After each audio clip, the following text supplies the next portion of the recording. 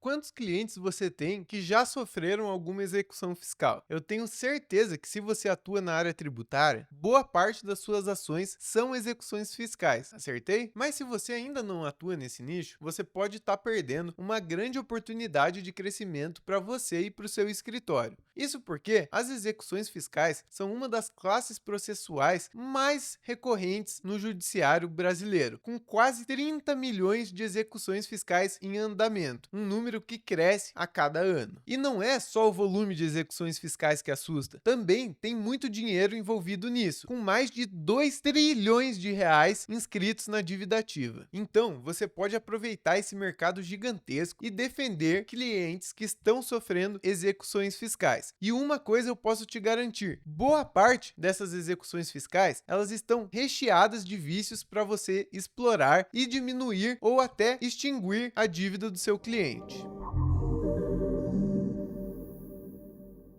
Nós já trouxemos aqui no canal algumas das teses mais recorrentes que a gente vê na defesa das execuções fiscais, como a prescrição e a decadência. Mas o assunto do vídeo de hoje é diferente. A tese de hoje são as causas de nulidade da certidão de dívida ativa, ou seja, a ausência dos pressupostos da CDA. E o primeiro passo é a gente entender o que é essa tal de certidão de dívida ativa, o que é a CDA. Ela é um título executivo extrajudicial que registra as dívidas de uma pessoa com um ente público. Ou seja, se você deixa de pagar um tributo, esse valor vai ser inscrito em dívida ativa e vai ser emitida uma CDA. E como um título executivo extrajudicial, a CDA ela goza de presunção de certeza e de liquidez. Então, para você questionar uma CDA, o ônus probatório vai ser seu. Deu para perceber a importância e o peso que tem uma CDA, não é mesmo? E é justamente por isso que a certidão de dívida ativa, para ela ser considerada válida,